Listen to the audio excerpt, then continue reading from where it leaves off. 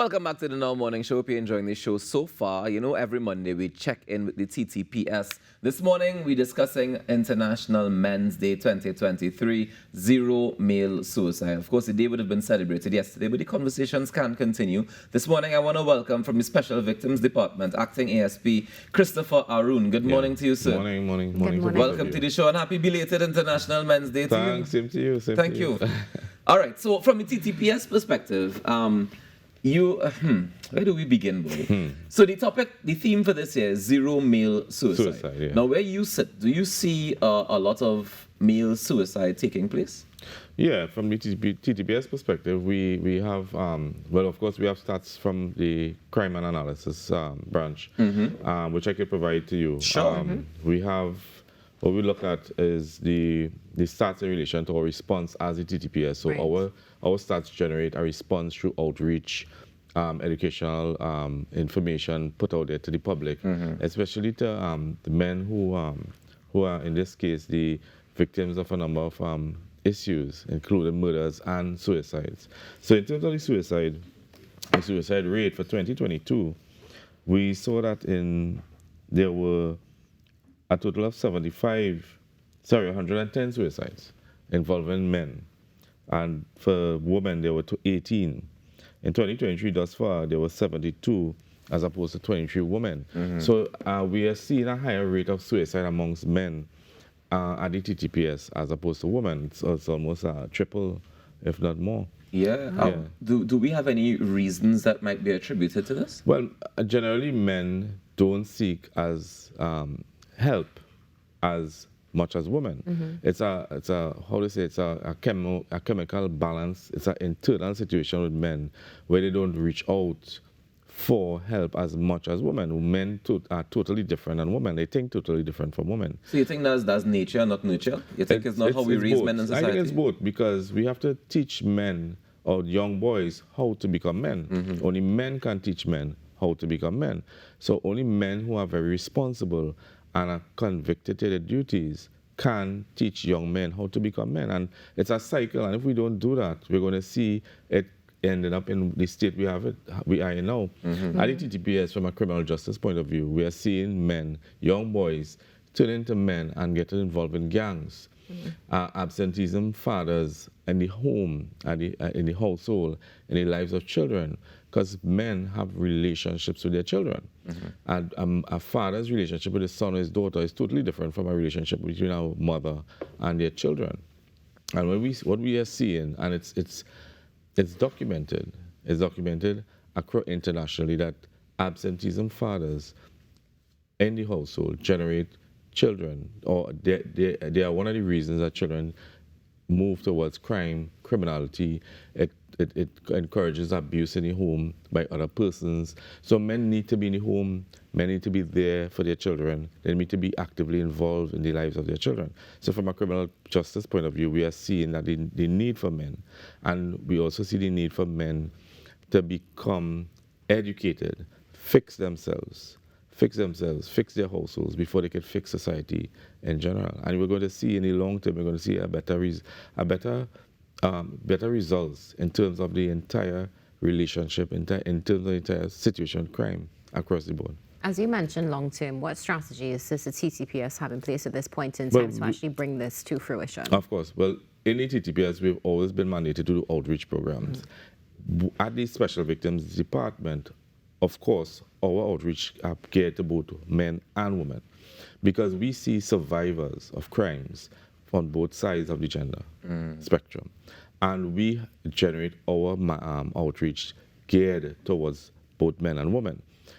We teach men how to treat with gender equality, how to treat with issues of abuse, how to behave, how to generate that emotional, what we call emotional intelligence. Yes. So we've geared our outreach towards both men and women. Do you see a high attendance with these outreach programs?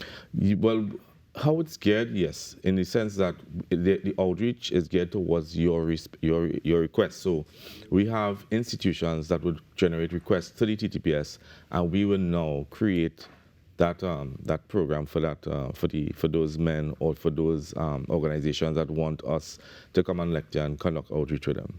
I want to, I mean, yes, we discuss in society and men in general. Yeah. I want to kind of just jump inside the TTPS a little bit Yeah. to find out, I mean, in terms of that same emotional intelligence, that same awareness, that same support, Yeah. is that provided as well inside the TTPS for the officers who are serving? Yes, through the EAP, the Equal Employee Assistance Program, that is one avenue.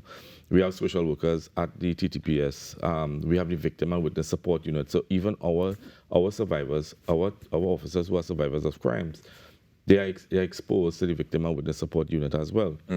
We have number programs.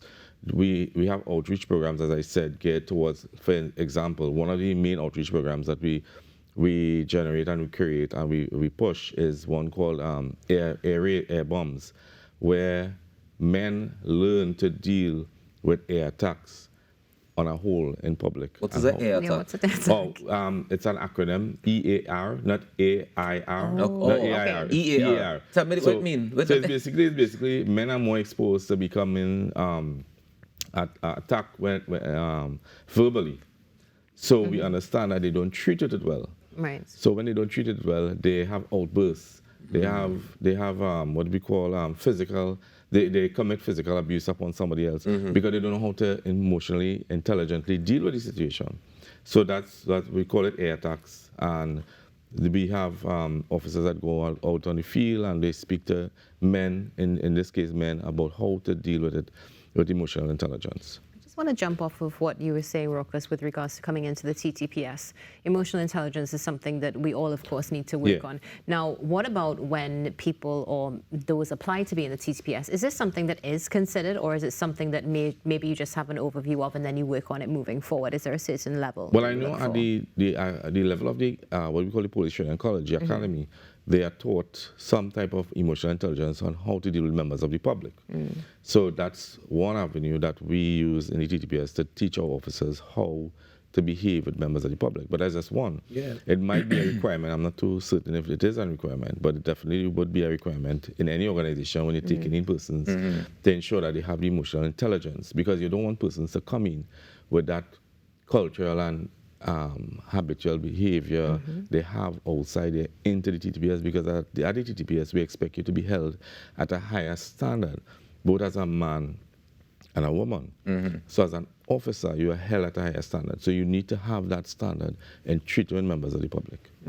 So it's not just we take you off the street and we expect you to operate. We train you how to operate. You're supposed to train properly how to operate. I want to get a little bit into some of the examples. You mentioned the air attacks, right? Yeah. So for men who may be watching and they may not have had the experience of the training, can you just give us an example of one of the ways that we can deal with those air attacks? So I'm assuming when you say air attacks, you mean like you're walking on the road and a man opposes you or he threatens you, or is it talking about in a domestic situation? It's more geared towards domestic situations. Okay, perfect. So this is great. So you're hearing that nagging in your ears all the time, you hear the complaining in your ears all the time, and you get into a point of frustration. How do you suggest that men deal with it? Well, the first suggestion is that it doesn't become physical or violent. Right. You need to step away from the situation. If you know you cannot handle the situation, you first need to step away from it. Right. Get out of the situation. This is where you take the opportunity to leave the home or the situation, the environment, and take a breath, because we understand that it's difficult as men to deal with air attacks. You see, I would like to jump into the conversation here now. Of course you would. I would. Because my next question is, and this is from, of course, conversations experience, we say to the man, okay, it's time for you to step outside, but what about situations where they are literally, physically stopped from leaving? So how do you work through that as a man? Because it's not easy. I mean, I'm a man, we nag. It does happen. But there are men who sometimes will want to leave, but they can't escape. But we expect that there are situations like that. Thanks for admitting it, though. We need that. We need men to understand. We take that breath. Yeah. Internally, look at what's going on. You need to in some way, take a step back spiritually, emotionally, take it down, calm the situation. At the end of the day, you're a man. You need to deal with yourself. You need to deal with the situation and how you're going to be, how you're going to move forward. So we have to encourage men to find that way on how you want to deal with that situation. Should it be that I have this outburst, I create this violent behavior, we have children looking on. These children will want to now emulate this. They would think that this is the correct way of behaving with women or other persons in your household. We want to get away from that, because what it does, it encourages, and from a justice perspective, a policing perspective, it does create havoc within society. These issues that emanate from the household go out into the greater parts of Trinidad and Tobago, and that's where you're seeing the breakdown. And you see that happening in society with the gangs. The gangs are our greatest issue in Trinidad and Tobago. And we need to find out a long-term solution, even short-term. Because in the police service, we look at the short, medium, and long-term solutions to crime. And in the long term, if we fix the household, if men who are encouraging this type of behavior or enforcing it or behaving that type of way, and it's going to affect, in the long term, how we behave in Trinidad and the crime it creates, is going to affect all of us. So we need to take it back to the household. We need to have men understand that. We do need to take it back to the household, and we also need to all do our part. Definitely. Acting ASP Christopher Aroon, thank you so much for being here with us this morning. Thank you very much. Looking forward to having you back on the show Sure. again soon. And I hope everybody takes the opportunity today, although it's belated, to wish all men a happy International Men's Day. Definitely. Happy International Men's Day to both of you here on the show, Thank and you. all of you gentlemen who are watching as well. Stay tuned. There's more coming up on the Now Morning Show as we prepare for your birthdays. Especially in tongue, no one couldn't walk alone. Tongue was like a battle zone, but nowadays